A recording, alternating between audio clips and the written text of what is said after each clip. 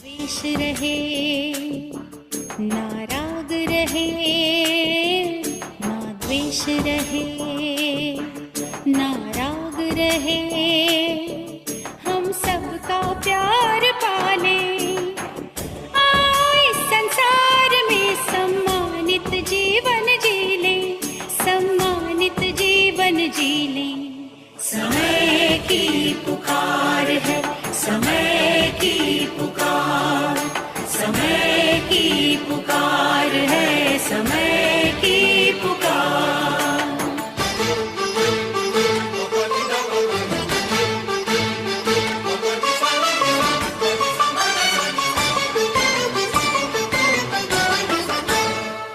हाँ, सफल है करना वक्त हमें, जीवन में दृढ़ता लाए, प्रेम सरस रस बरसाए, दृष्टि में दिव्यता लाए, दिव्यता लाए।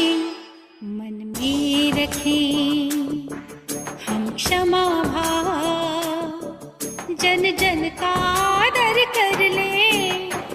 आओ इस संसार में सम्मानित जीवन जी ले, सम्मानित जीवन जी ले। समय की पुकार है, समय की पुकार, समय की पुकार है, समय की पुकार।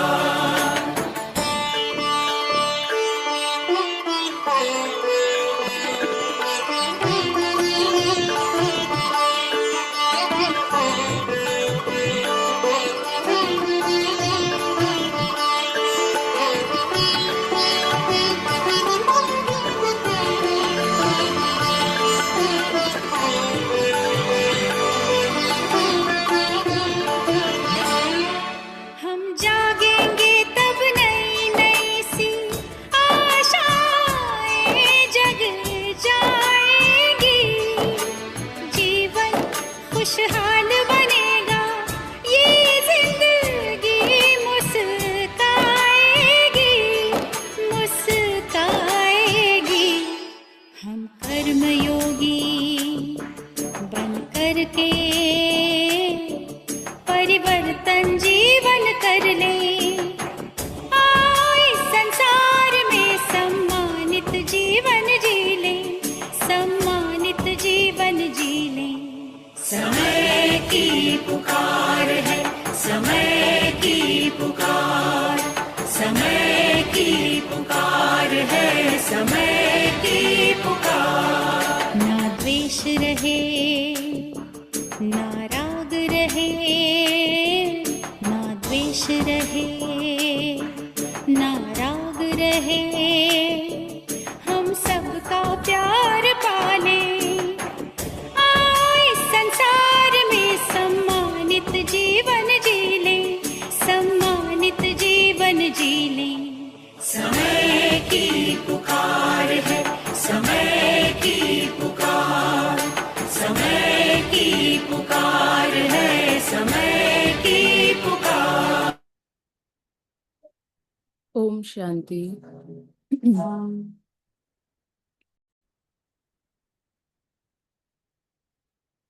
आज हम समय बुक पार्ट 2 स्टडी करेंगे।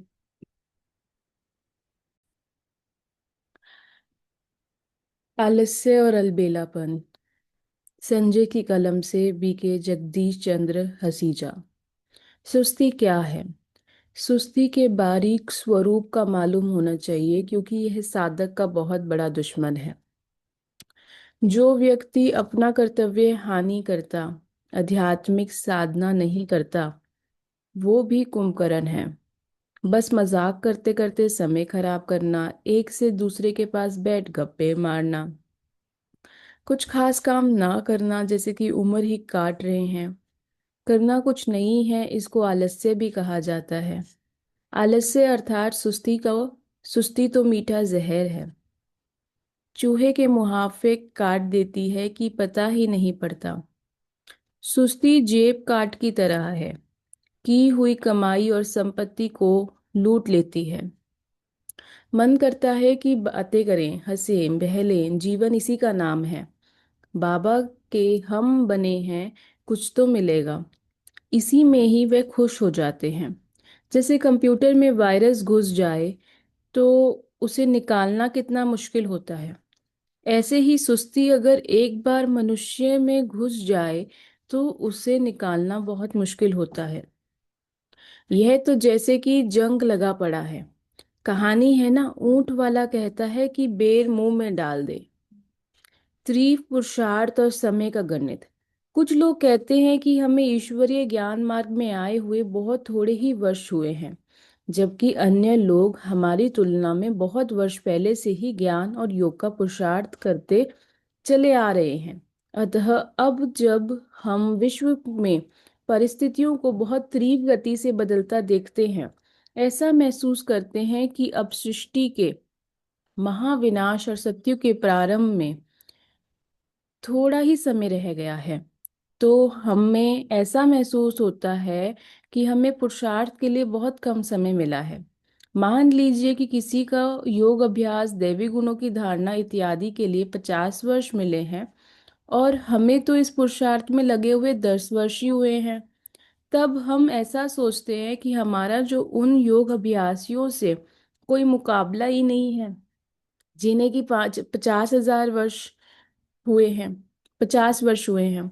ऐसा सोचकर मन थोड़ा उदास हो जाता है। ऐसा होना स्वाभाविक है ना। इस विषय में यह सोचने की जरूरत है कि पृथ्वी द्वारा सूर्य के चक्कर लगाने में जो दिन रात बनते हैं और दिनों में से जो मास और मास से फिर वर्ष बनते हैं, उस गणित के आधार पर तो निसंदेह 50 वर्ष हो गए हैं। परंतु वास्तव में प्रश्न इन वर्षों का नहीं है। प्रश्न तो यह है कि उन्होंने 50 वर्षों में से कितना भाग युक्ति युक्त पुरुषार्थ में लगाया है। यदि उनका पुरुषार्थ ढीला ढाला रहा है, तब तो उनके 50 वर्ष केवल 5-7 वर्ष या 8-10 वर्ष ही के बराबर है। उदाहरण के तौर पर एक व्यक्ति एक देश से दूसरे देश और वहां से तीसरे देश में भूमार्ग से बैलगाड़ी के द्वारा जाता है। दूसरा व्यक्ति मोटरसाइकिल से जाता है, तीसरा रेलगाड़ी के माध्यम से और चौथा व्यक्ति हवाई जहाज के द्वारा।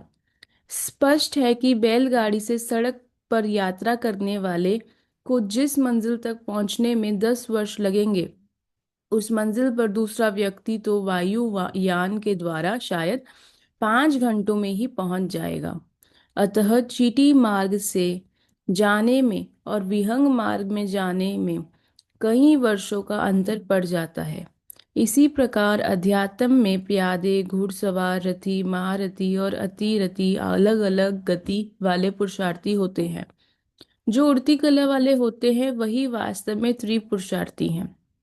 दूसरे सब नंबरवार पुरुषार्थ अनुसार है।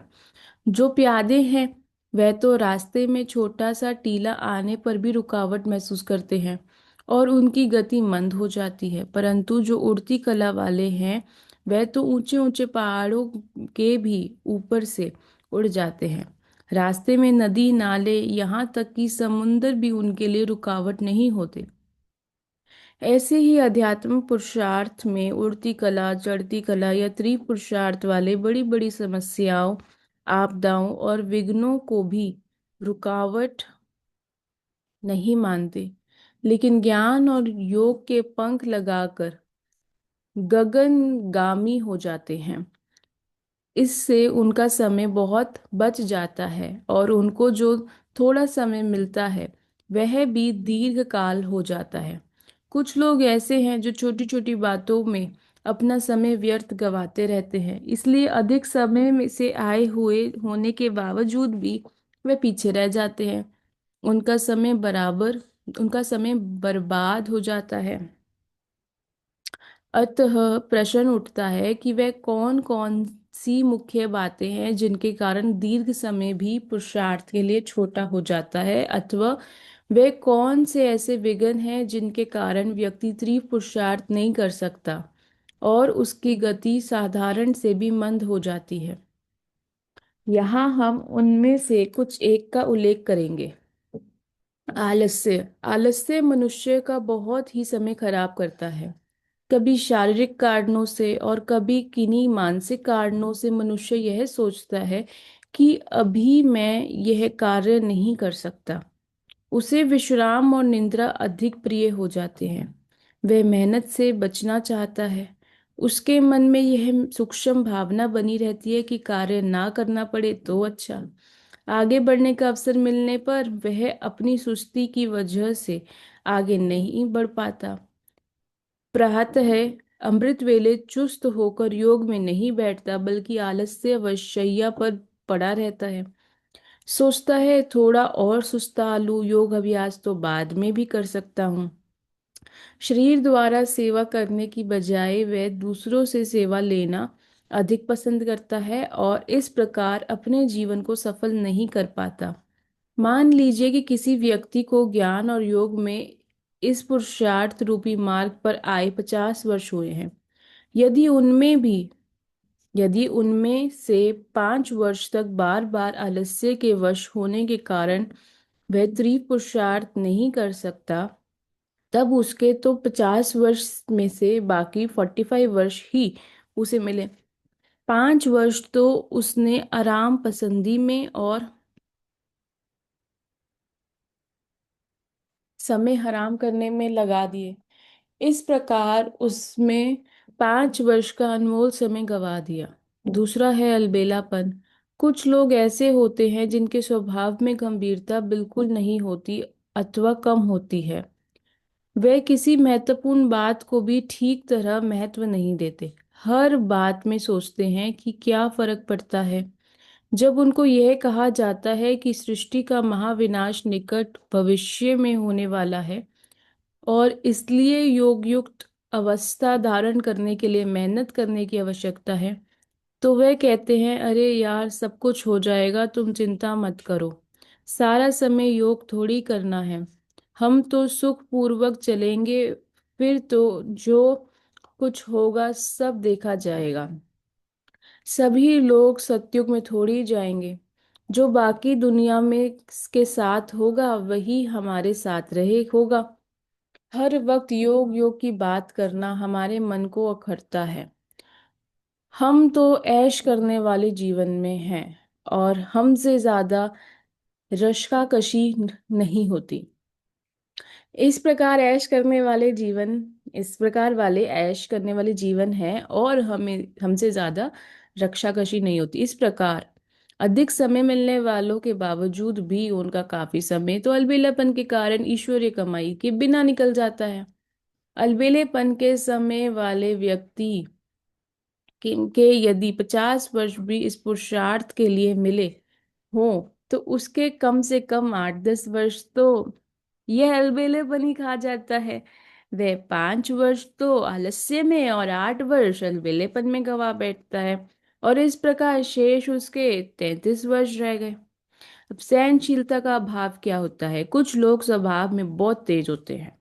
जब उन्हें कोई व्यक्ति कुछ समझाता बुझाता है, सावधानी देता है अथवा कुछ डांट डपट लगाता है, तो वे बहुत जल्दी महसूस कर लेते हैं। वे केवल उसी ही समय महसूस नहीं करते, बल्कि चिरकाल तक उनके मन में वह बात चुभती रहती है। वे बार बार इस घटना का दूसरों से वर्णन करते हैं। कोई भी बात असह्य लगने के कारण उनके मन में घृणा, द्वेष, प्रीति का भाव, सम्मान की कमी तथा खुशी की न्यूनता बनी ही रहती है।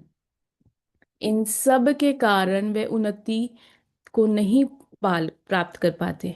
उनका मन योग युक्त नहीं हो सकता, क्योंकि मन को खटने वाली बातों को सहन ना करने के कारण किसी व्यक्ति का समय खराब होता रहता है तो 50 वर्षों में उसके 15 वर्ष तो इसी में बेकार हो जाते हैं।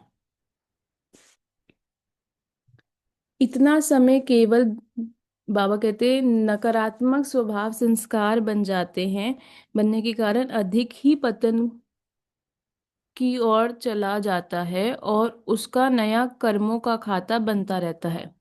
इस तरह 50 वर्ष से 33 वर्ष को तो पहले से ही रह गए थे और 15 वर्ष और घट जाने के कारण 22 वर्ष ही बचते हैं। इसके बाद जो उसके नए विक्रम बनते हैं, अब उनको समाप्त करने के लिए समय चाहिए। यह तो मालूम ही नहीं कि उस व्यक्ति को कितना समय लगेगा।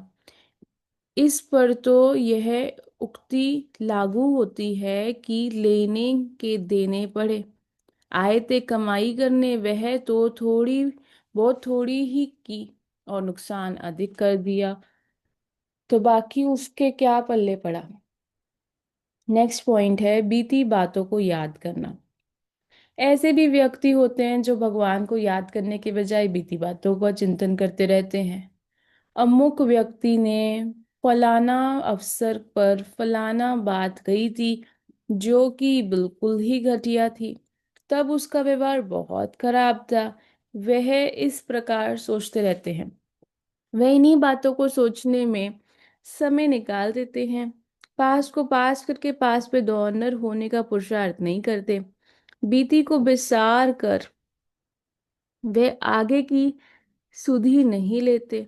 आज के दिन भी वे कहीं वर्षों की याद का गोता लगाकर तब के कटु अनुभव में जलते भुनते रहते हैं। अतीन्द्रिय सुख प्राप्त नहीं कर सकते। वे उल्टी माला अथवा दुख की माला फेरने के कारण माला माल नहीं हो सकते। परिणाम यह होता है कि जीवन का अनमोल समय भूतकाल के भूतों के वश ही कट जाता है।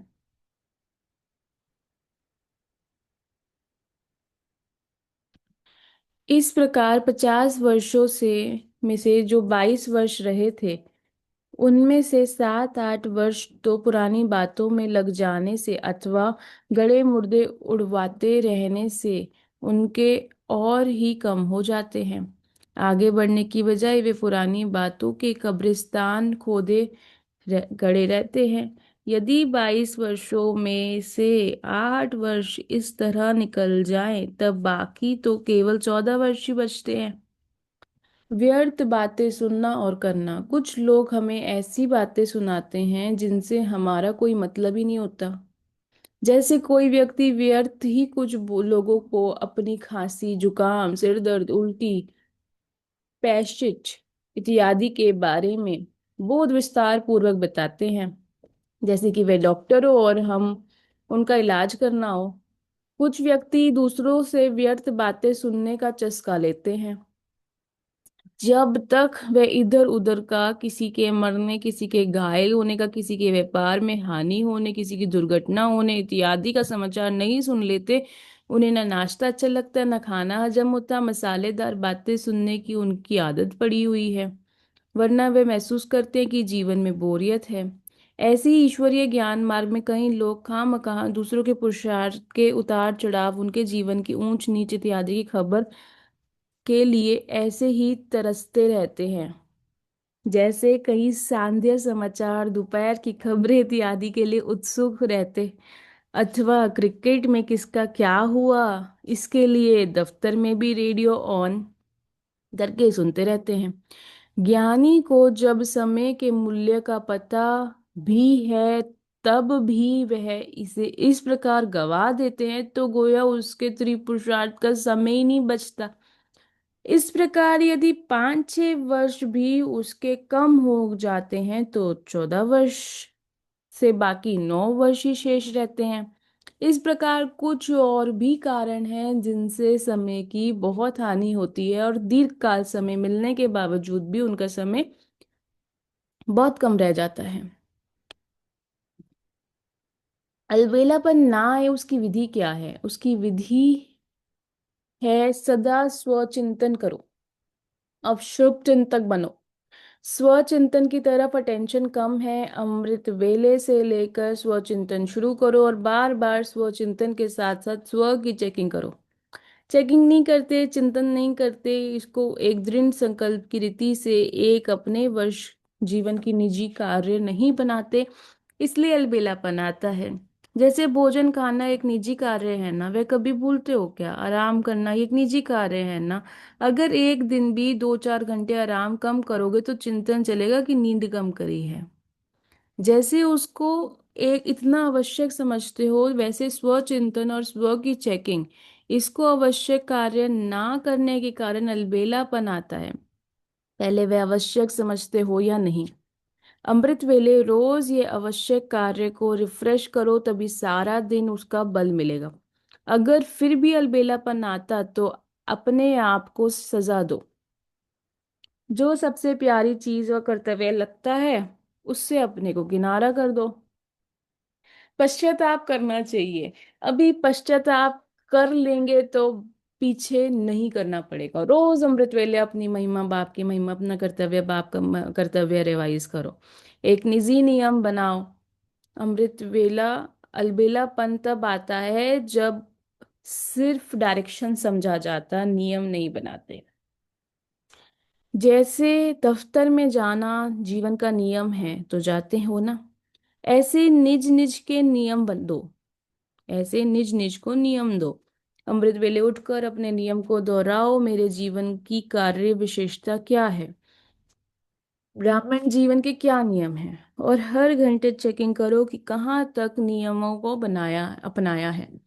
हर समय बार बार चेकिंग करो, सिर्फ रात को नहीं। बाप दादा को तो बहुत रहम आता है कि पश्चाताप की घड़ियां कितनी कठिन होगी। इसलिए अलबेलेपन की लहर को, दूसरों को देखने की लहर को इस पुराने वर्ष में मन से विदाई दे दो। जब थोड़ा उमंग उत्साह आता है ना, तो थोड़े समय के लिए वैराग्य आता है, लेकिन वो अल्पकाल का वैराग्य होता है। इसलिए जो बाप दादा ने मुक्त होने की बातें सुनाई हैं उसके ऊपर बहुत अटेंशन देना है। जितने पुराने होते हैं ना, तो देखा गया है कि पुरानों में अलबेलापन ज्यादा है। जो पहले पहले का जोश उमंग होता है वो नहीं होता है। पढ़ाई का भी अलबेलापन आ जाता है। अब सुन लिया, समझ लिया, सोचो, अगर समझ लिया, सोच लिया तो बाप दादा पढ़ाई पूरी कर देते। जब स्टूडेंट पढ़ चुके हैं तो फिर क्यों पढ़ाई पढ़ाएं? फिर से समाप्त कर देना, फिर तो समाप्त कर देते हैं। लेकिन इस अलबेलेपन की वो अच्छी तरह से विदाई दे दो। औरों को नहीं देखो, बाप को देखो, ब्रह्मा बाप को देखो। अगर कोई ठोकर खाता है तो वह महारथी का काम है ठोकर से बचाना, ना कि खुद को, ना कि खुद फॉलो करना। तो पुराने वर्ष को अच्छी तरह से विदाई देंगे ना। अलबेलेपन का कारण हुआ कि ज्ञान की कमी और पहचान की कमी। इसलिए अब समय समीपता के प्रमाण संपूर्ण ज्ञान स्वरूप बनो, तभी ज्ञान का फल अनुभव करेंगे। समझा? आलस्य, सुस्ती तथा उदासी ईश्वरीय संबंध से दूर कर देती है। साकार संबंध से व बुद्धि के संबंध से व सहयोग लेने के संबंध से दूर कर देती है। इस सुस्ती आने के बाद फिर विकराल रूप क्या होता है? देह अहंकार के प्रत्यक्ष रूप में आ जाते हैं। पहले छठे विकार से शुरू होता है। ज्ञानी तो आत्मा वत्सों में लास्ट नंबर अथवा सुस्ती के रूप में शुरू होती है। सुस्ती में फिर ऐसा कैसे संकल्प उठेंगे? वर्तमान इसी रूप में माया की प्रवेशता होती है। एक तो सदैव अपने को आधार मूर्त समझो, सारे विश्व के आधार मूर्त। इससे क्या होगा कि जो भी कर्म करेंगे जिम्मेवारी से करेंगे, अलबेलापन नहीं रहेगा। हिम्मत और उल्लास सदा रहे। हिम्मत से हर्षित मुक्ता रहेगी। उल्लास से क्या होगा? उल्लास किसको खत्म करता है? आलस्य को। आलस्य भी विशेष विकार है। जो पुरुषार्थी पुरुषार्थ के मार्ग पर चल रहा है उन्हों के सामने वर्तमान समय माया का वार इस आलस्य के रूप में भिन्न भिन्न तरीके से आता है। तो इस आलस्य को खत्म करने के लिए सदा उल्लास में रहो। कमाई करने का जब किसको उल्लास होता है तो फिर आलस्य खत्म हो जाता है। अब भी कहीं कार्य प्रति भी अपना उल्लास नहीं होता तो फिर आलस्य जरूर होगा। इसलिए कभी भी उल्लास को कम नहीं करना। इसलिए कभी भी उल्लास को कम नहीं करना। आलस्य के वश में होकर और श्रेष्ठ कर्म करने से वंचित हो नहीं होना। आलस्य भी कई प्रकार का होता है। अपने पुरुषार्थ में आगे बढ़ने में आलस्य बहुत विघ्न रूप पड़ता है। यह जो कहने में आता है, अच्छा सोचेंगे, यह कार्य करेंगे, कर ही लेंगे, यह आलस्य की निशानी है। करेंगे, कर ही लेंगे, हो ही जाएगा, लेकिन नहीं करने लग पड़ते हैं, लग पड़ना है। जो नॉलेज व धारणाएं मिली हैं वह बुद्धि में धारण तो की है ना, लेकिन प्रैक्टिकल में आने में विघ्न रूप बनता है। वह है स्वयं का आलस्य। अच्छा, कल से लेकर करेंगे, फलाना करे तो हम करेंगे, आज सोचते हैं कल से करेंगे, यह कार्य पूरा करके फिर से करेंगे। ऐसे ऐसे संकल्प ही आलस्य का रूप है। जो करना है वह अभी करना है। चलते चलते पुरुषार्थ में थकावट आना व चलते चलते पुरुषार्थ साधारण रफ्तार में हो जावे, यह किसकी निशानी है? विघ्न ना हो लेकिन लगन भी श्रेष्ठ ना हो तो उसको भी आलस्य कहेंगे।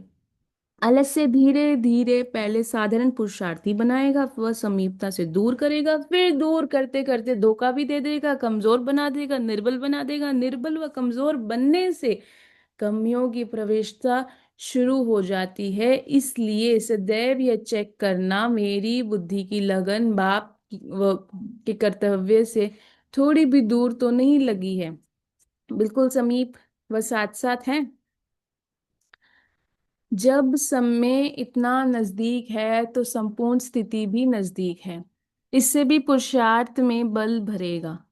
जैसे कोई को मालूम पड़ जाता है कि मंजिल अभी सिर्फ इतनी सी थोड़ी सी दूर है, मंजिल पर पहुंचने की खुशी में सभी बात भूल जाते हैं। यह तो चलते चलते पुरुषार्थ में थकावट व छोटी छोटी उलझनों में फंस कर आलस्य में आ जाते हो। उन सभी को मिटाने के लिए अपने सामने स्पष्ट समय और समय के साथ साथ अपनी प्राप्ति को रखो तो आलस्य व थकावट मिट जाएगी। जब भगवान ने भाग्य बांटा तो वो सोए हुए थे। अलबेलापन भी आदि नींद है। जो अलबेलेपन में रहते हैं वह भी नींद में सोने की स्टेज है।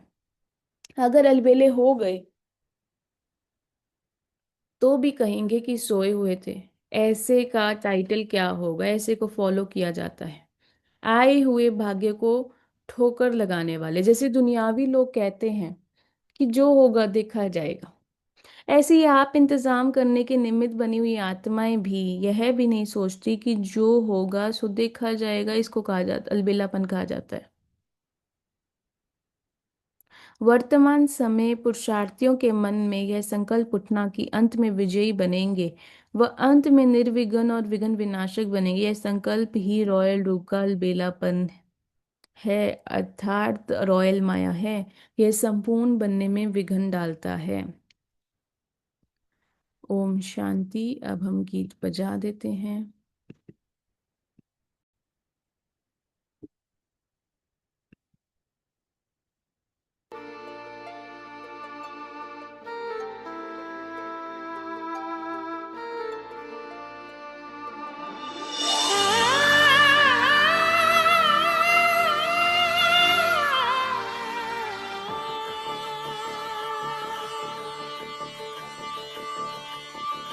ना द्वेष रहे ना राग रहे, ना द्वेष रहे ना राग रहे, हम सबका प्यार पाले।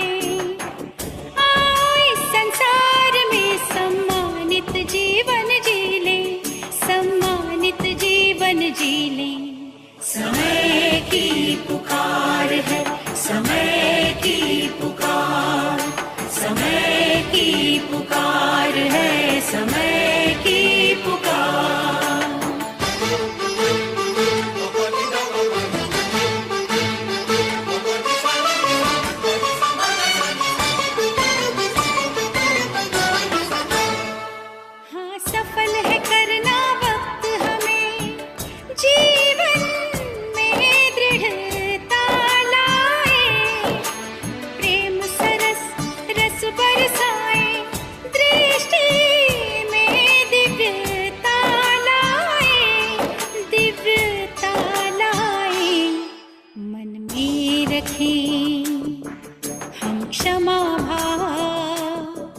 जन जन का आदर कर ले। आओ इस संसार में सम्मानित जीवन जी ले, सम्मानित जीवन जी ले। समय की पुकार है, समय की पुकार, समय की पुकार है, समय की पुकार।